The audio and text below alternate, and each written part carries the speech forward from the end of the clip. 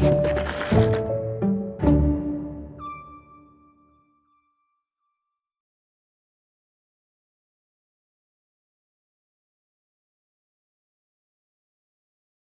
is all thanks to FOW, our friends of the Waccamaw Library, and they're set up, a couple of friends are set up in the back there. And please, if you're not a friend, please go see them. I see Pat Robson back there, one of our wonderful, generous friends. They make all this programming possible for our adult programs here at the Waccamaw Library, our teen programs, our children's programs. So if you're not a friend, they're very friendly. So go make friends with the friends, or renew your membership if you are a friend, please. That's what they're here for. And I want to say thank you to Truman Wins. He handles the tech and makes things look nice, like these beautiful pictures that we'll see, the wonderful images up on screen. He makes them look extra sharp and makes sure things run smoothly here. Just part of his job for the library system. And Aaron Brickle, our videographer, who shoots these presentations and then uploads them after editing. He doesn't get rid of all my ums and pauses, but he does the best he can. He's got shoddy material to work with. But Aaron does a great job editing and uploading the videos so you can see them again, or if you miss a presentation, see them for the first time up on the Georgetown County Library YouTube channel. So we're grateful for that as well. And I see Trudy Bazemore in the back as well, our assistant director, and she's a wonderful support for all our programs countywide, and it is a real help for all things library oriented, so we should give her thanks as well. And normally I would thank someone else in this intro, but he's someone who needs no introduction, but I'll give him one anyway. Our library director, the Georgetown County Library Director, who's not just a director, he is also an author, which we'll hear all about today, this wonderful 10 years plus labor of love writing this book about Alice Ravenel Huger Smith. A personal endeavor. She was a personal friend, as well as a great artist, one of the most famous Charleston artists, one of the most famous South Carolina artists.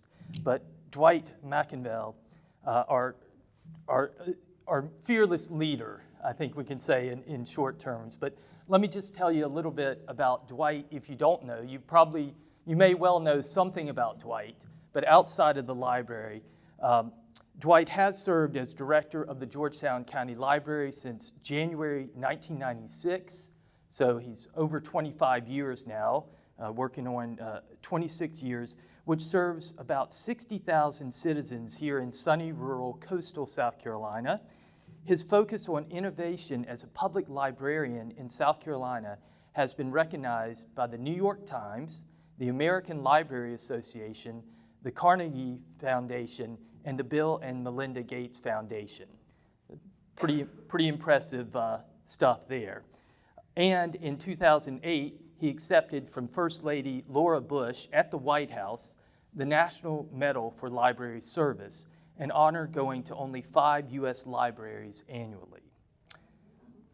Yeah, it's okay. You can wow, you can ooh and ah. It really is that impressive. So if you didn't know before, now you know. He's quite, we're very lucky to have him. Dwight has generated dozens upon dozens of grants for Georgetown County, totaling millions of dollars. He was a member of the steering committee to found the Digital Public Library of America, and he served on the board of the Low Country Rice Culture Project. He has been educated at Presbyterian College up in the upstate of South Carolina, the University of North Carolina at Chapel Hill, Central College in London over in the UK, and as a Rotary Foundation scholar at the University of Bordeaux in France. And he does speak French. Maybe he'll speak a little French today. Yeah, I'm not sure what that means, but I think it was France. It was French. And Dwight has given many lectures on Alice Smith, a mentor and friend to his parents. So there is that personal connection. And this book is getting very heavy in my hands because it's filled with beautiful words by Dwight and his co-authors, but also incredible images. It's a beautiful book. So you should, if you don't have a copy, please, we'll give you some ordering information today, or you can pick it up at a local bookstore. But a wonderful book. It's weighty in all the right senses, as is Dwight, his life and career. So please welcome Dwight McInvaill. Thank you. Dan was speaking about the weight of the book. It weighs 4 pounds. I had originally intended it to weigh 12 pounds. And if it had, then you could have used it for a morning workout as well as a cultural experience. This is the manuscript, and so you can see the difference in size. So many wonderful stories we had to leave behind because every page counts in the publishing world. The cost of the book was $60,000. It was raised by a team of us, came completely from private money, and all of the proceeds go to Middleton Place in Charleston. So we hope you will buy the book. You can buy it from Middleton Place. That would be preferred because then they get a little bit more money. But if you're an eBayer, you can find it on eBay at a vastly reduced rate, and at Amazon, of course. So again, you have different opportunities. This was a labor of love, but not just my labor of love. My 2 co-authors, they give their regrets.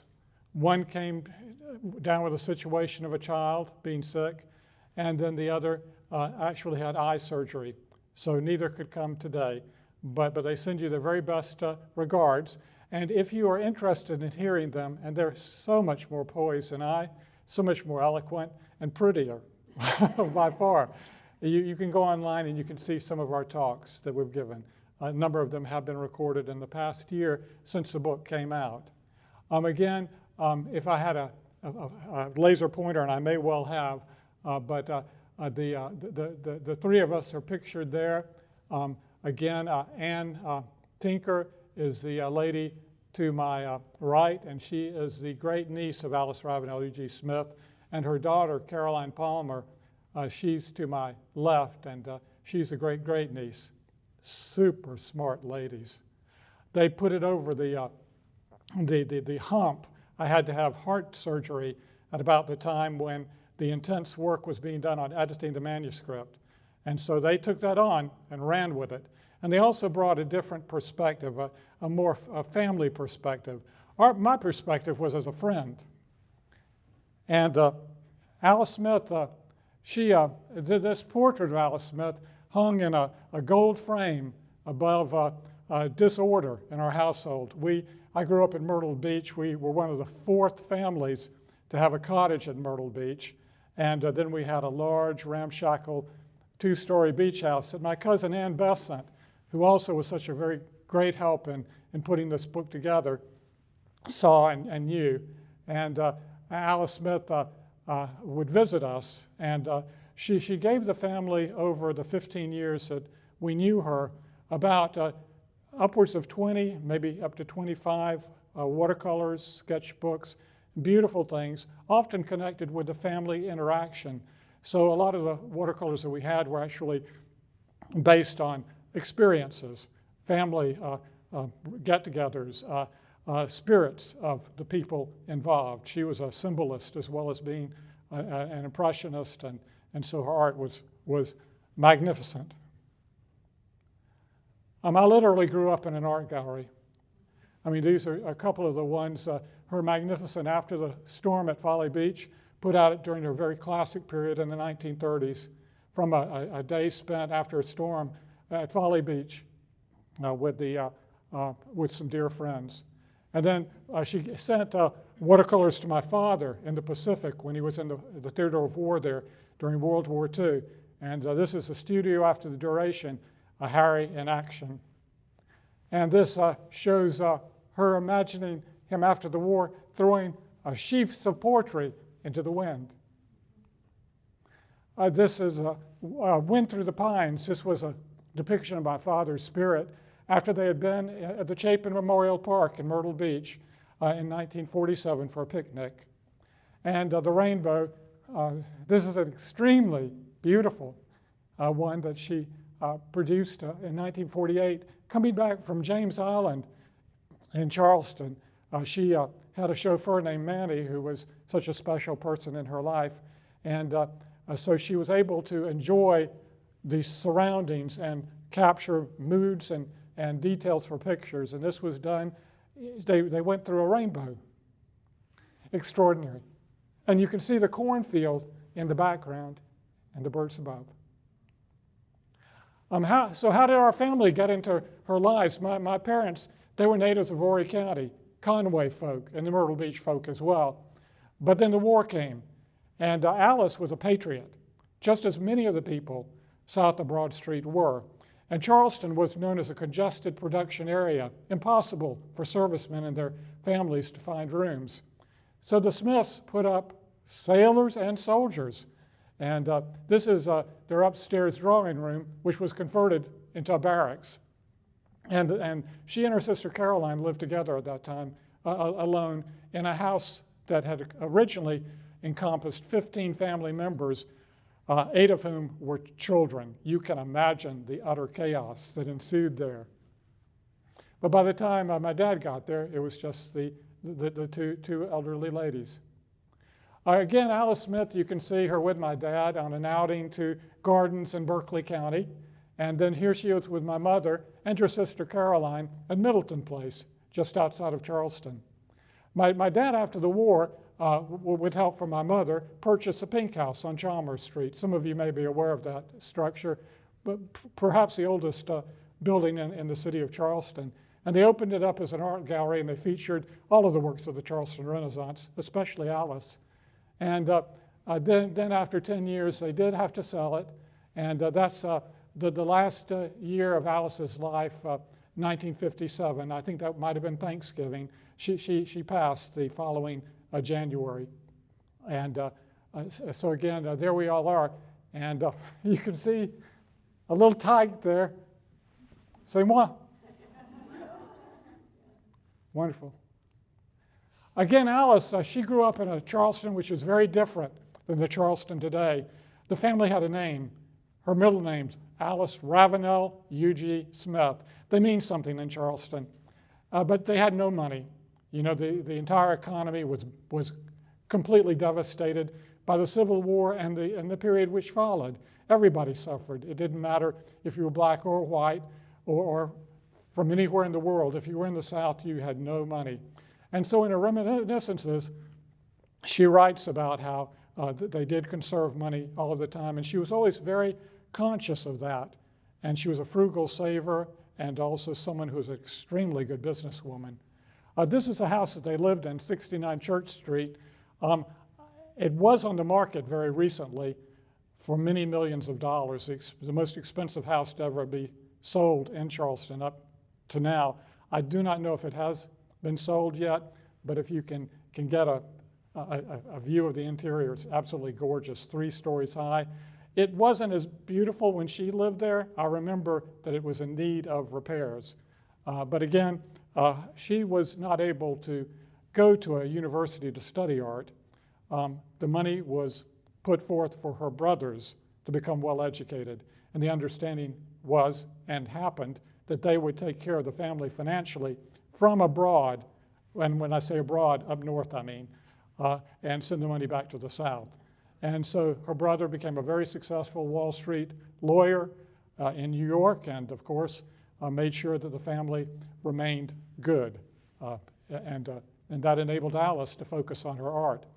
But Alice was heavily influenced when she was young by her grandmother, Eliza Carolina Middleton Huger Smith. What a name. And that encapsulates Southern history as well. And her father, Daniel Elliott Huger Smith, who liked to go by UG. And so that was her father. Her mother died when she was 13 years old. She was an invalid and had an influence on Alice, but lesser than the other 2 pillars that the family rested upon. And Eliza was a former plantation owner. She was caring but very strict. She came from an entirely different world, one that we really can't know coming from where we are today. And Daniel Eliot Huger Smith, he fought for the Confederacy, and he did that when he was like 18 or 19 years old and had to walk back from North Carolina. So the family that he knew and that Alice knew faced hard times. And he was a cotton merchant, and he traveled the world when Alice was very, very small and stayed in people's homes in Germany and France and the Netherlands and the UK.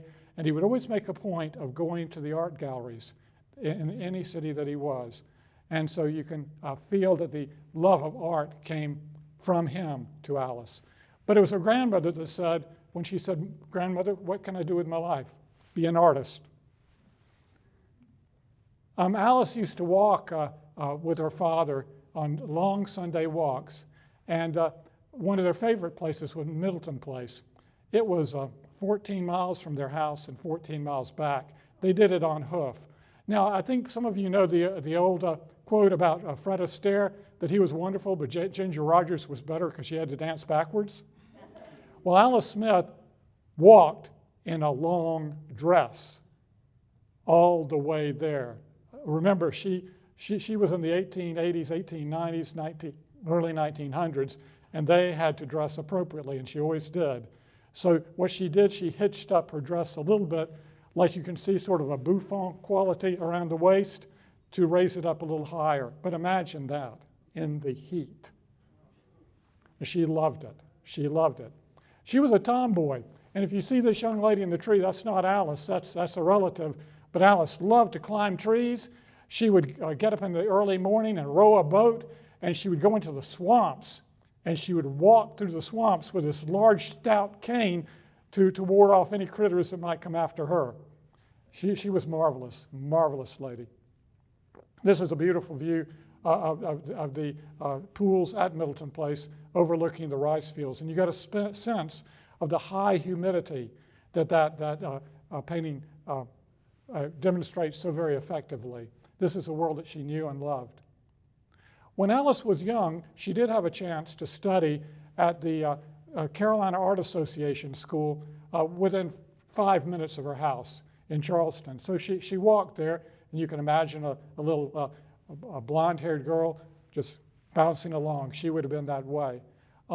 And she would have been escorted, because at that time, women did not walk in the streets of Charleston by themselves. And so this was a different world again. Her teacher, who is depicted on the far right, is Lucie Louise Ferré. She came from France via New York, and she was superbly skilled. She had won medals during her time and had actually studied in the Louvre, and she had attended not the academy, because that was only for men in France, but another school, and was very, very accomplished. As a side note, she became one of the wealthiest ladies in Charleston, and it did involve a blockade runner from the Civil War period. So we'll just put a period on that. But she taught Alice how to paint. Alice spent 7 years with her there, and also how to exhibit, and also how to market her works. And at the end of her life, she made a large bequest to the Smithsonian in Washington, and a couple of her works were accepted from the Smithsonian. One was deaccessioned, and I am now the proud owner of that painting. Alice, when she started out, she did street vendor scenes. Again, tourists from the north especially were fascinated by the Gullah culture of our area, and so these were items that they loved to pick up. I was able to purchase this about 5 years ago, and I'm so glad that I did, because thanks to the book, the prices of her works have skyrocketed. She went to New York City. Not many people know that, but she did. And her sister Caroline was there learning more about piano playing. And so Alice tagged along for the summer, and she met Cecile Payne, a very beautiful, dynamic, blonde-haired lady who had studied in France and who was of French descent, but she was an American, Midwesterner. And Miss Payne, and I'm not sure if this is included in the revised and shortened version of the book, but she believed that she could communicate with her mother via telepathy. Isn't that what it's called? You know, and so she would sit and face a wall and talk to Mom and give her the news of the day, which came in handy because Cecile Payne went to China around the turn of the century, and the Boxer Rebellion erupted, and she was sequestered in the embassies there under attack by the Chinese. And so she talked to Mom, and Mom told the world, yep, they're still holding out, everything's fine. But she taught Alice about miniature art, and this is actually one that Alice did, and Alice made a go of it and began selling them locally to make money, And then she moved into doing portraiture. And the painting here of the lady looking in profile is Alice, around 1908. It's a self-portrait. And then the one beside that is of her father. And it looks like oil, but it's watercolor. She mastered the technique of making it look very antique. And so she had a period of about 10 years where she produced works of art like that. The benefit to us, not only these beautiful works, but the miniature collection at the Gibbs is because of her. She did wonderful exhibits of miniatures in the 1930s, and now it has one of the most spectacular miniature collections in the country, even better than the one at Harvard. This is Alice herself around 1917. She was on the verge of taking off at that time. You can see, of course, the beautiful garments that they wore at that time, and she was very much a person of her time. It's important to know that. Through her parents, she had received a view of the world which was romantic. And sometimes, of course, now that we're looking at it from a different perspective, some of the subject matter that she undertook, in our view, wasn't romantic, and that's the enslavement of African Americans.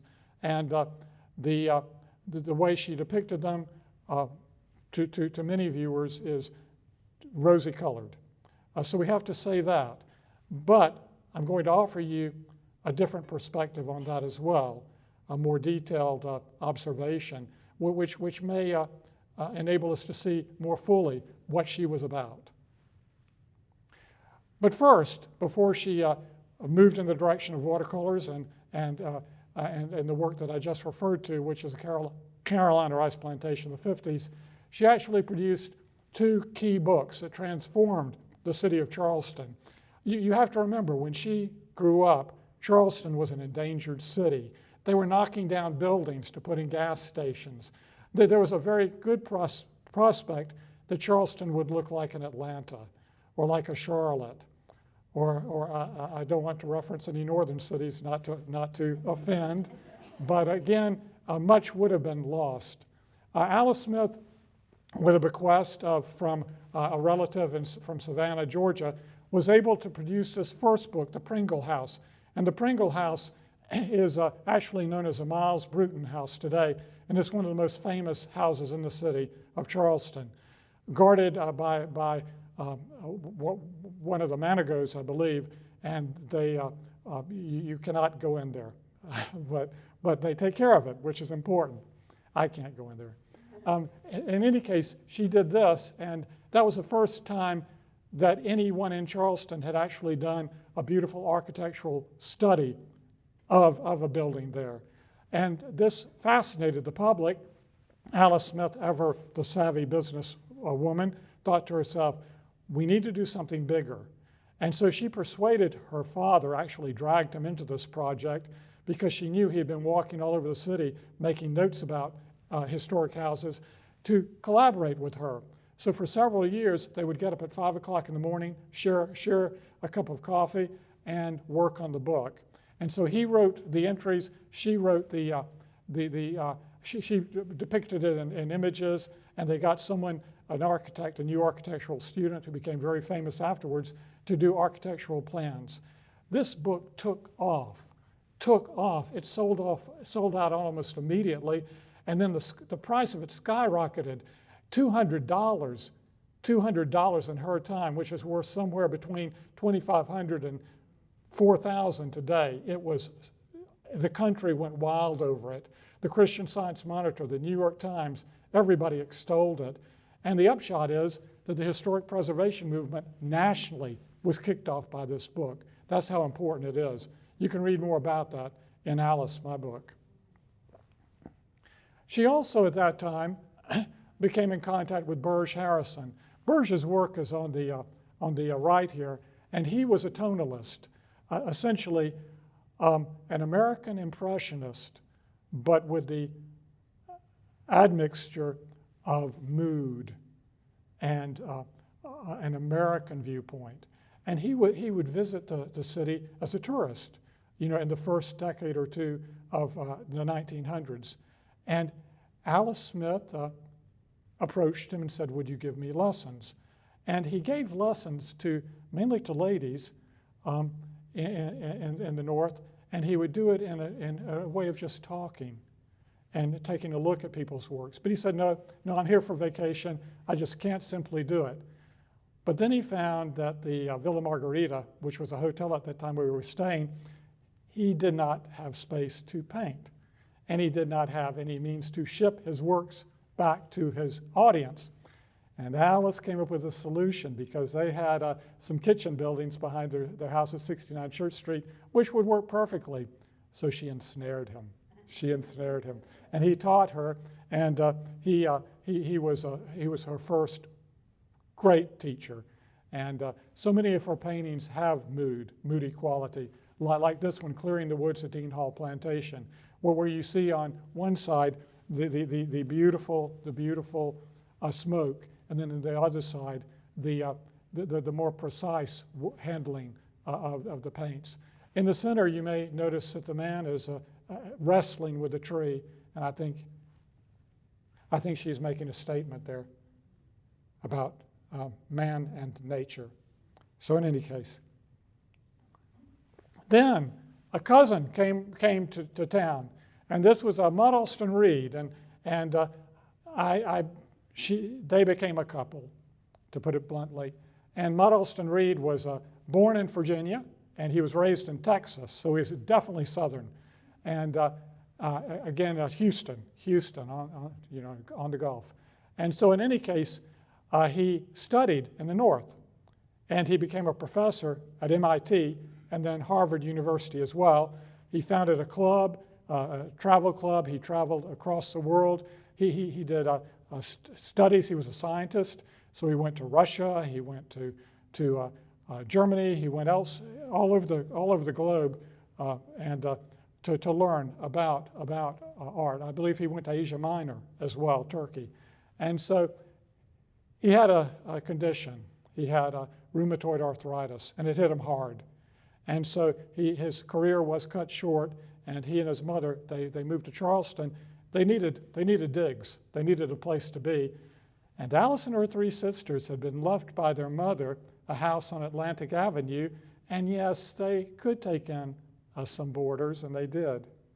And so she was a minute away at 69 Church Street from there, and the rest happened.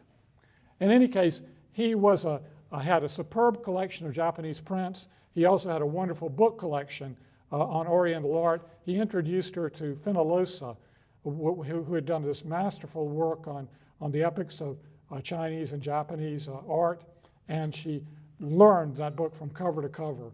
And so many of her works have the Oriental influence. And here you can see a Japanese print by Hiroshige from the 1830s. And then here you can see a peacock on a live oak bough from 1924. And so that's Alice's. And so that shows you how the Oriental influence and Japonism influenced not only Alice, but the entire Charleston Renaissance through Alice. She also was influenced by two people who came to Chicora Wood Plantation. Are you familiar with Chicora Wood here in Georgetown County? If not, when the plantation tour happens, the grounds will be open, and you really should go. It'll be open both on Friday and Saturday. I'll be there. I'll show you the grounds.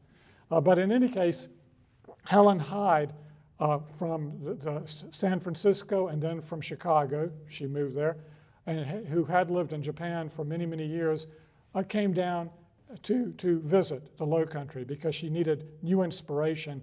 And also, this was a period of time, the 1910s, the late 10s, when World War I had erupted. And so a lot of people who would travel elsewhere came to Charleston instead, and to Georgetown County as well. So she met Alice, she met Anna Hayward Taylor, Alice's cousin, and again, she taught them both about how to create prints. And the one on this side and that side are both by Alice Smith.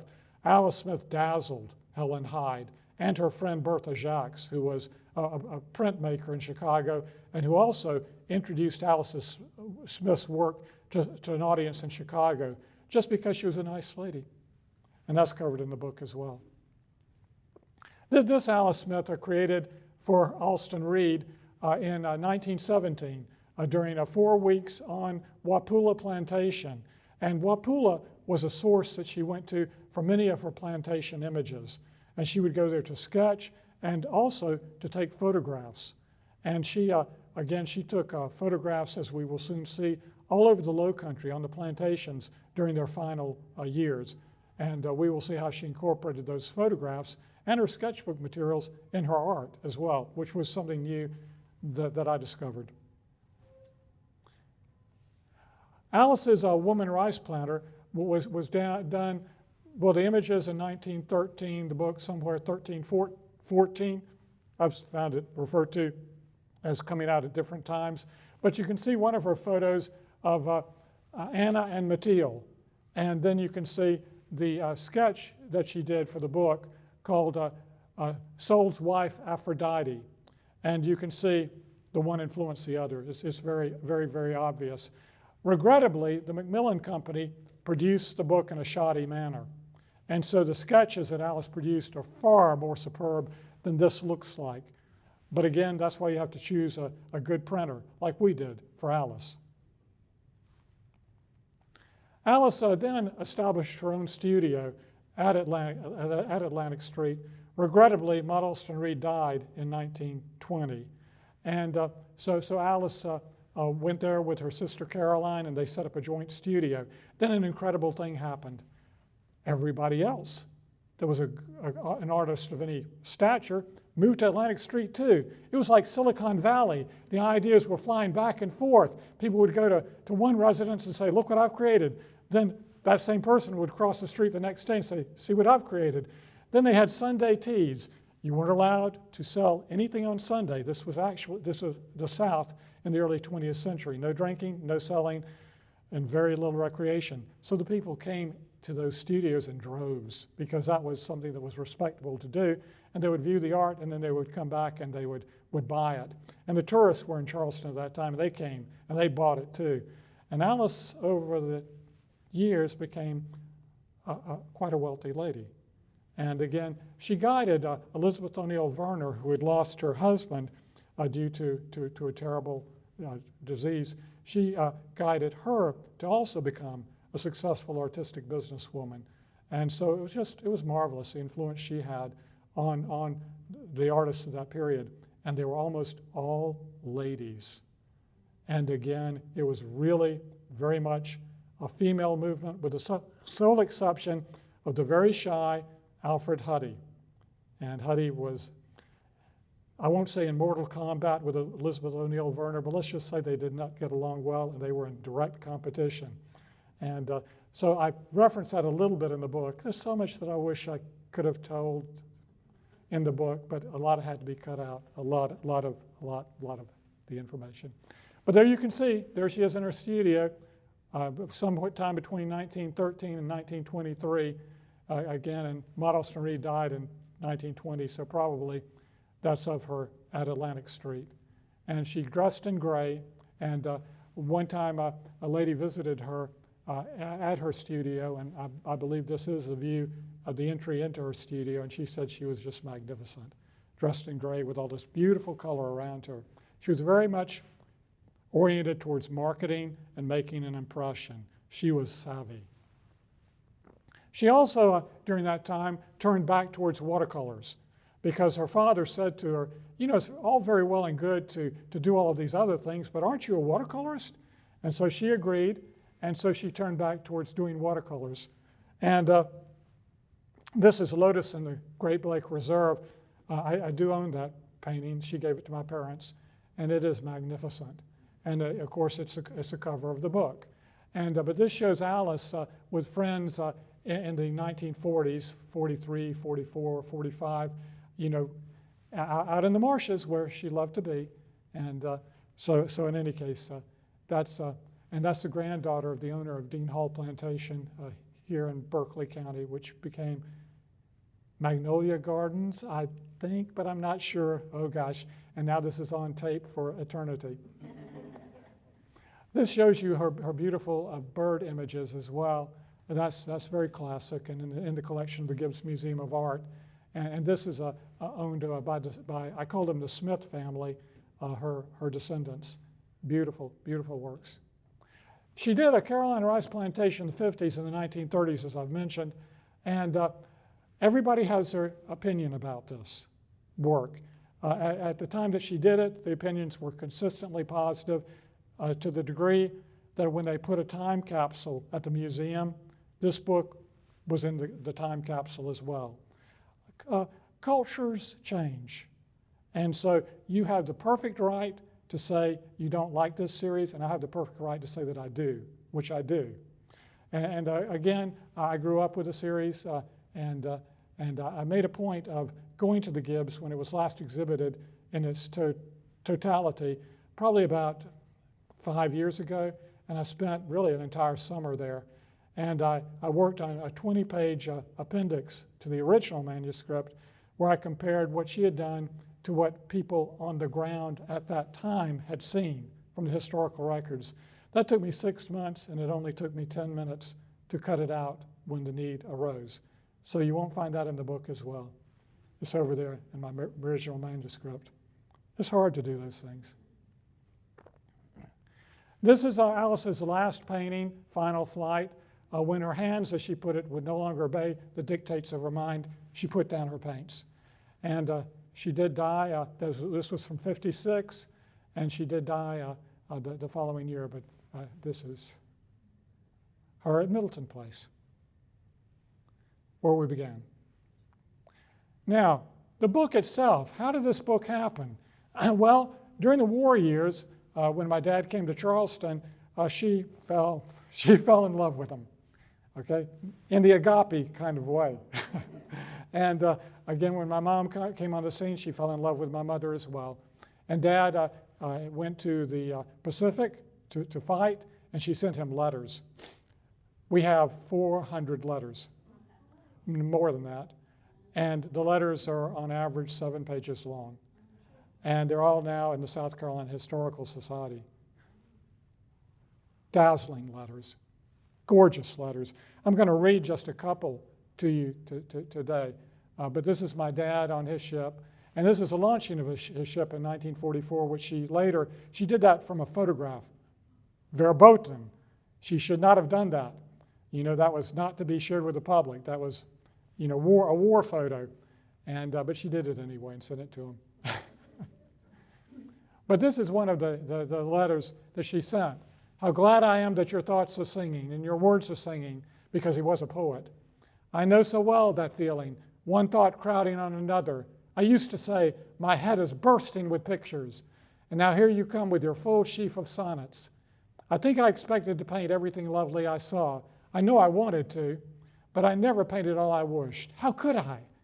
I cannot tell you how often I used to fight sleep, night after night, so that I could imagine the great birds sweeping down in the light, over the sea, over the trees, crossing the moon, lit by the sun, or the small birds playing with the flowers, or the depths of the pine woods, or the depths of the swamps with the moss and the lilies.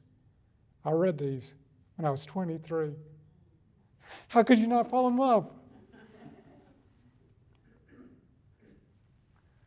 This she sent to my mother, and my mother stayed with her in Charleston while Dad was in the Pacific. And then Mother was pregnant and had to come to Conway to give birth. But they continued painting, and Mother would send her paintings, and Alice would send her watercolor reactions or lessons. And so this is one that she sent to my mother. She said, "Don't forget, dearest, a full brush, full with color. Make your color glow. A dry brush gives a dull, dry color. Paint when possible with the side of the brush. This is accomplished by pressing down with a full brush. Try to do it with one stroke and not be obliged to return and fuss over it. These are my fundamental rules for watercolor painting." There's so many others like that to my mom. Gorgeous, gorgeous works. And she did this for my mother as a wedding present. It's called Poetry, because my mother, a poet as well, in October 1944. Alice left many, many sketchbooks. Most of her beautiful paintings she did in a studio, but she would use photographs and sketchbooks to do that. And of course, this to me is a full composition, but she did that out in the field, off the cuff, and then she also did that. The one on this side actually was the basis for one of her paintings in a Carolina rice plantation in the 50s. So again, she was looking at things that she saw in her time and then translating it into a view of a plantation in the 1850s. So again, your perspective, her perspective, again, a person of her time, and we're people of our time. So there's going to be some dissonance. And this is a view of rice fields that were actually in production at that time. You have to remember the Waccamaw Neck, when she knew it, it was just a little sandy road. And she got to it by getting on ferries where the horses were trained to stand completely still. And then she would have come up that sandy road in a horse and carriage, and she would have passed by the remains of plantations. Now, these plantations, they were production centers, so you had chimneys up and down the Waccamaw Neck. You can still see them, like I did when I was a kid on camping trips with the Boy Scouts. They're there in the woods, but these, in the heyday of rice production, would have been belching smoke at some certain times of the year. It would have been a different world. And it was even when Ann and I were growing up, there was nothing here. We would come down and there was one traffic light, just 2 lanes and nothing, and no price to get into Brook Green Gardens and no price to get into Huntington State Park. And so it was different. We love having you all here too. We really do. This is a beautiful, some beautiful scenes that she did of Wapula Plantation, and drawings from sketchbook number 1 from Wapula Plantation, 1917. And these are some of the studio memorabilia items that I own. This gives you an idea of the beauty of her studio. And that's the tea set that she actually served tea on Atlantic Avenue when they were trying to sell their wares or prepare to sell their wares on Sundays during the 1920s and 30s.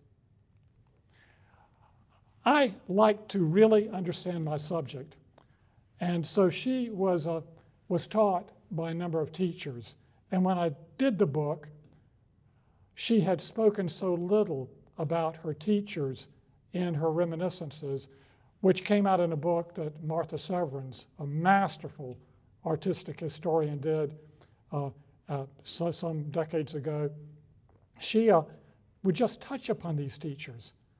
And I wanted to know the teachers. So I decided, you know what, I'm going to try different methods. So I bought every single work that I could find by her teachers.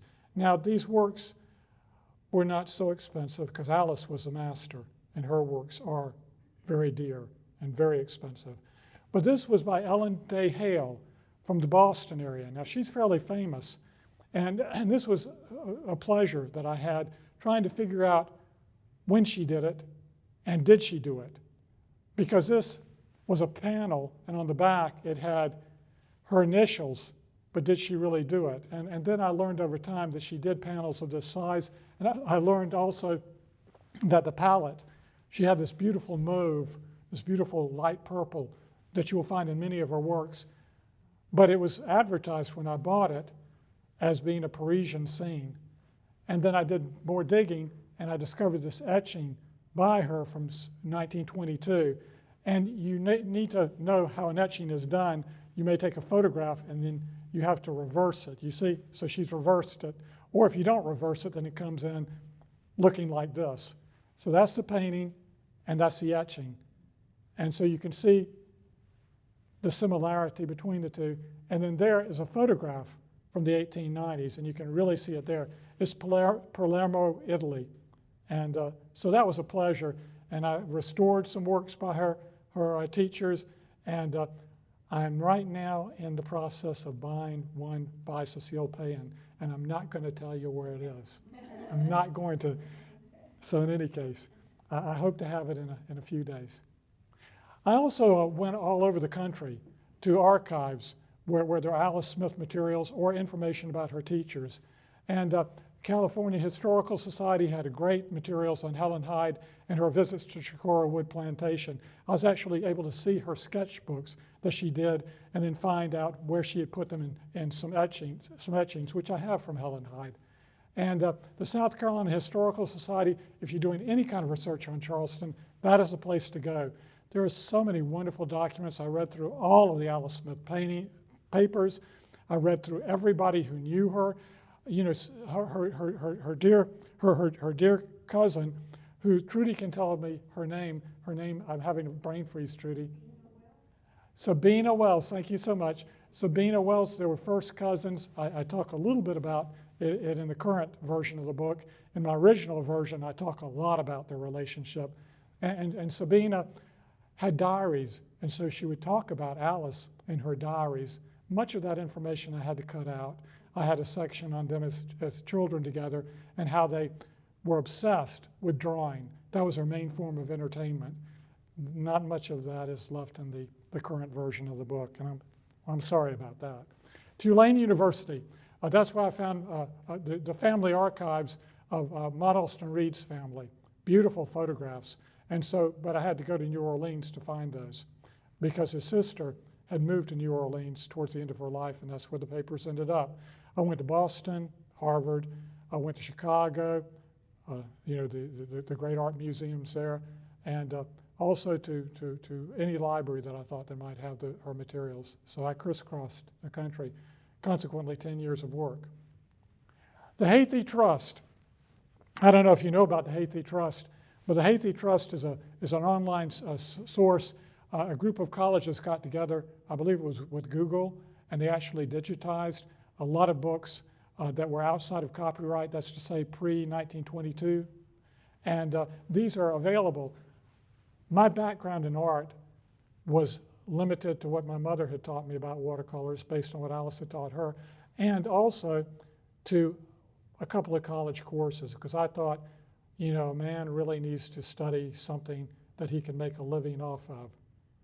Okay, I come from that generation.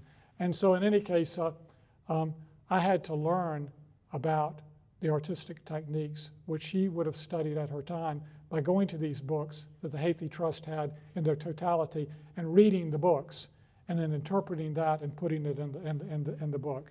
It was involved. It was involved. So there was a bit of an education there too.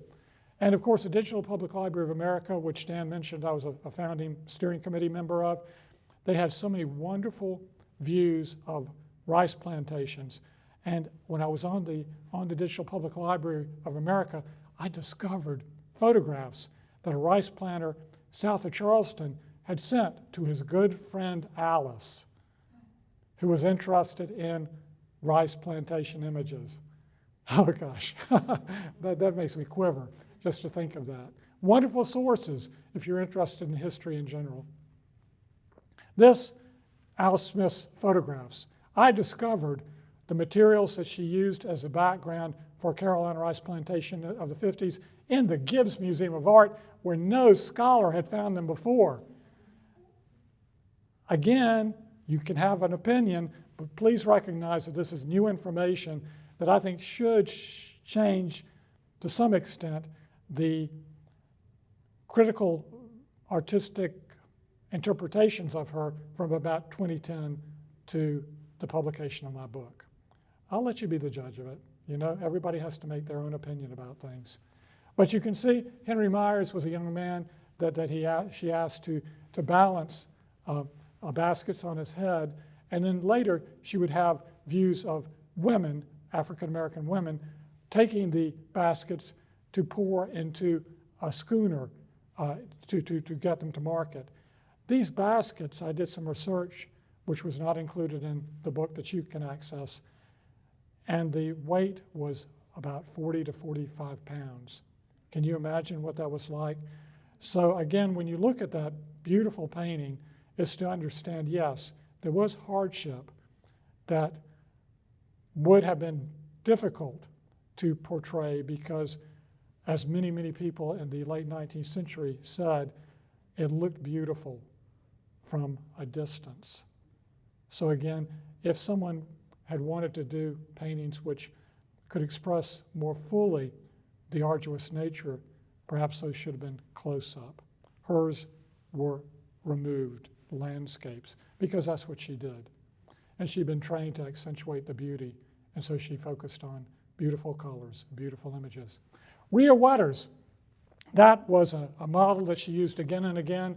Rhea Waters was probably from a family in the South Santee River. That's where the Waters family lives today. And so you can see she took Rhea Waters and she transformed her into Pallas for the woman rice planter that she did with Elizabeth Alston Pringle around 1913. That's a classic as well, which you should take a look at because Pringle was actually producing rice at that period of time and so had much to say about the production during that particular era. And that's at Chicora Wood Plantation again, which I hope I'll see you there for the plantation tour. Pallas came, I think, from Song of the Lark.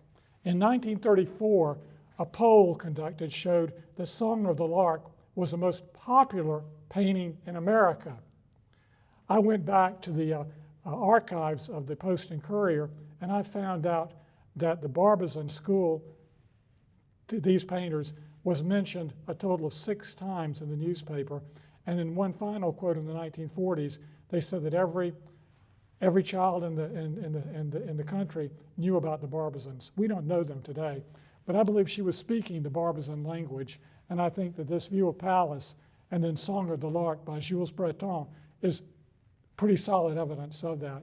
And you can see others from that period, particularly Millet's Buckwheat Harvest, and then you come down to the threshing floor. And if you look in the background of both works, very, very similar. Remember, Alice had been taught by a French teacher.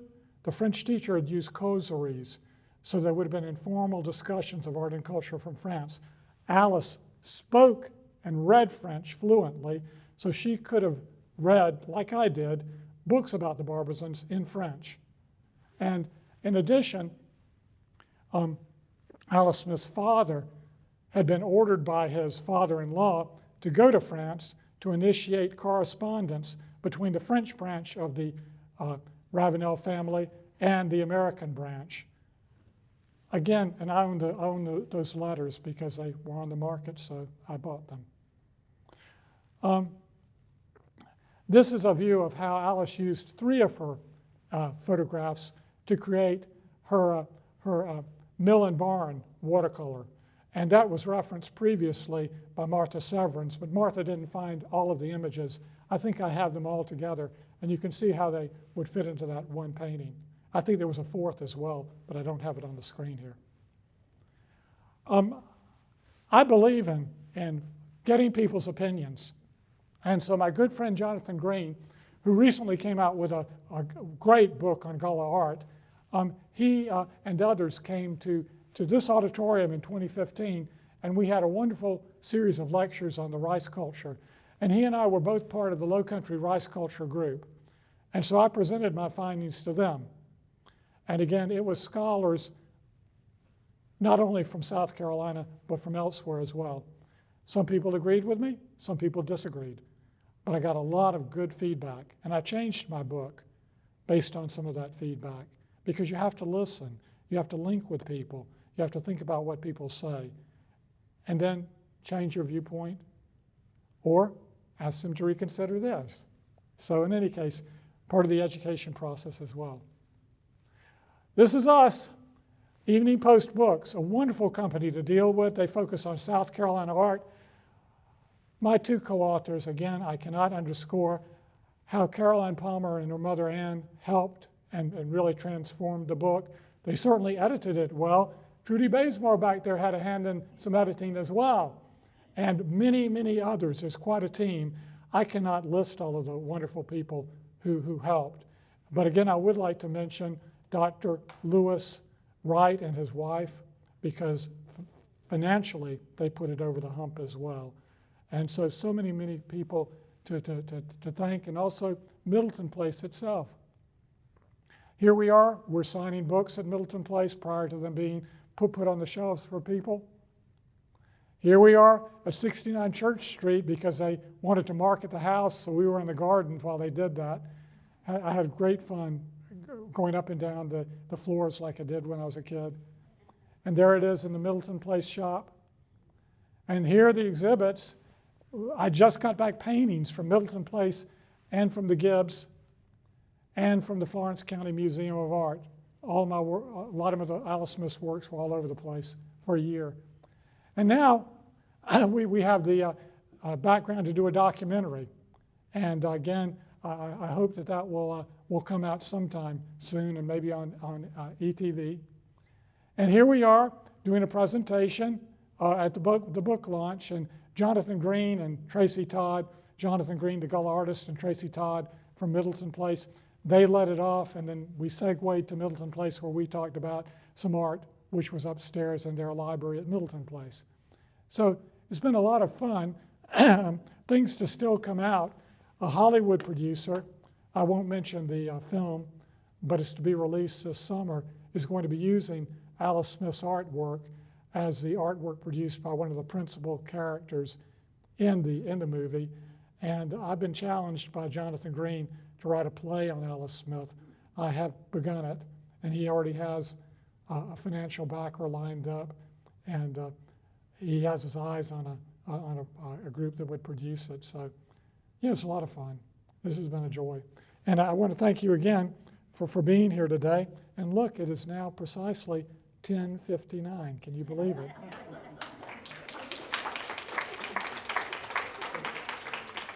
I see Tom has a question. Was it your idea in the book? I mean, whose idea was it to do? I've been writing this book since I was 23 years old. I wrote 3 different versions.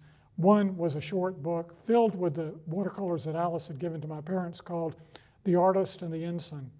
And I sent that out to critics, scholarly critics, in about 2008. And oh gosh, Trudy, another gap. I can remember the scholar's name, Green, in Charleston. Harlan Green. Harlan said, Dwight, you've written the last part of her life. You really need to do the first. Harlan. I love him, but he gave me a 10-year challenge. And so that was the second book, Pursuing Perfection, the large text there. And it was gone over by many, many people, and it needed an extraordinary amount of work. But by the time I finished that in the fall of 2019, I thought it was in good shape. And then it went to Evening Post Books, and they said, there's no way we can produce this book, you know, where people won't want to tote a 12-pound book around. Get that through your head, McInvaill.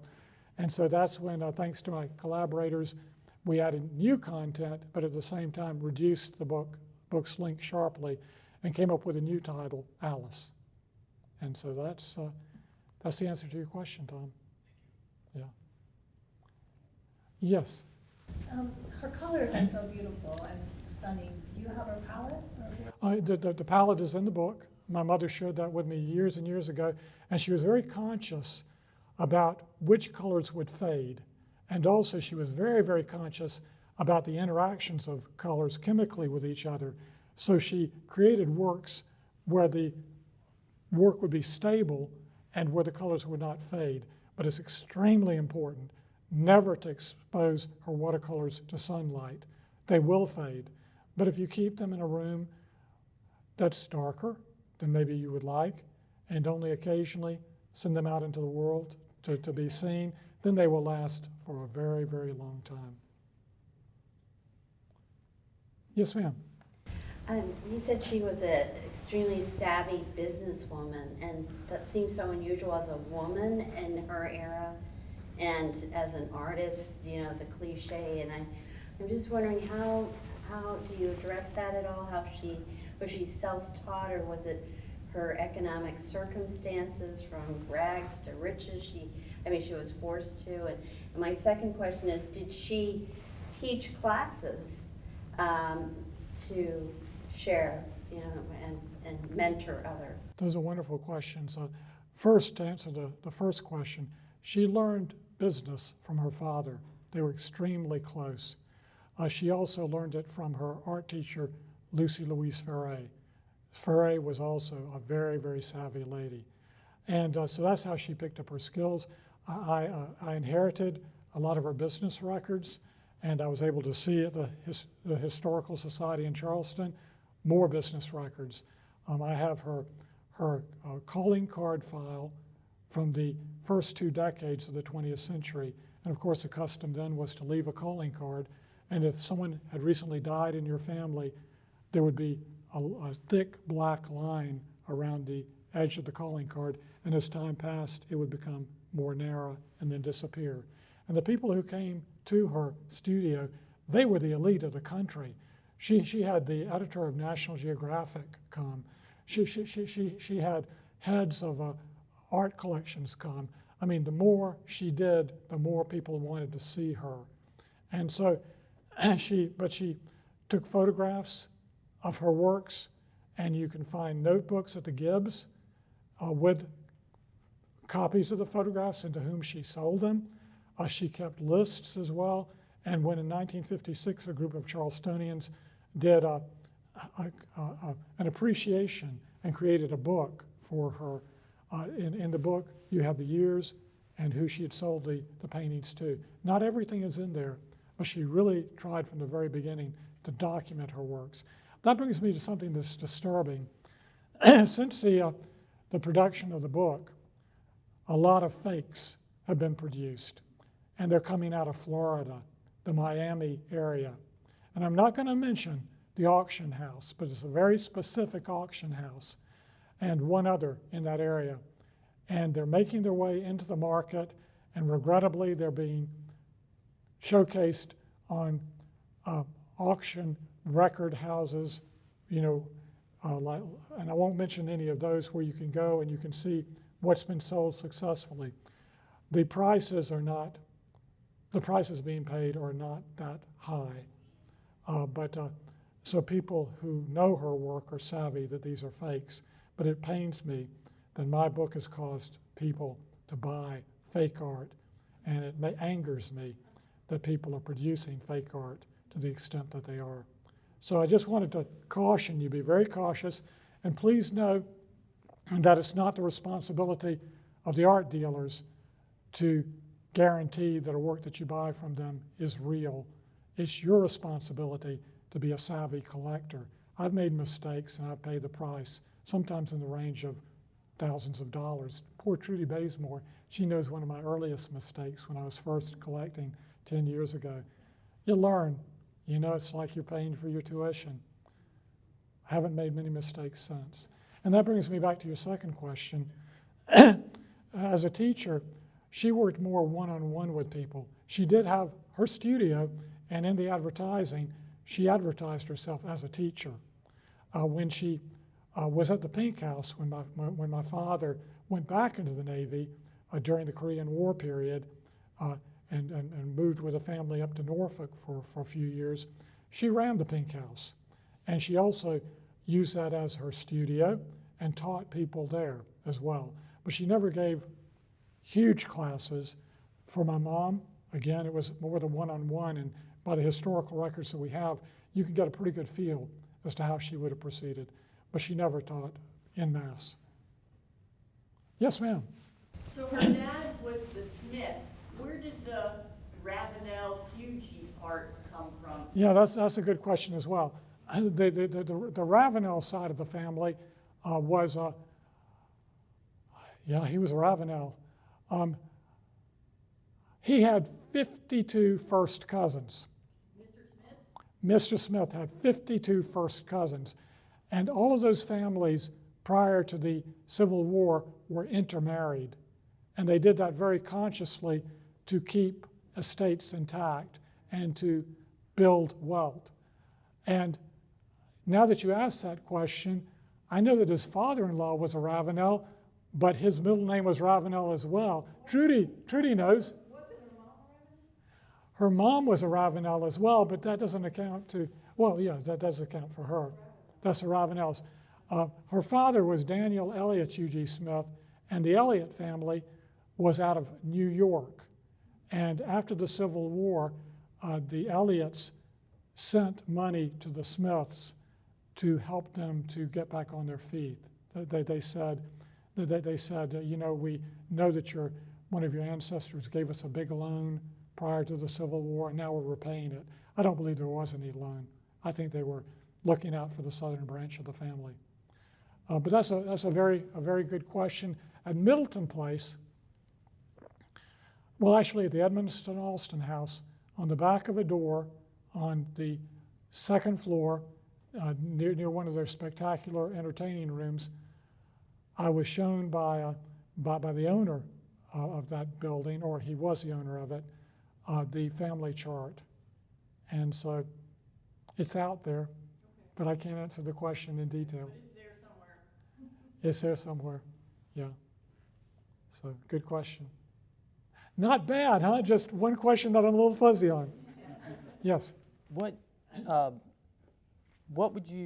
is the most important thing that you would like us or folks to remember about Alice?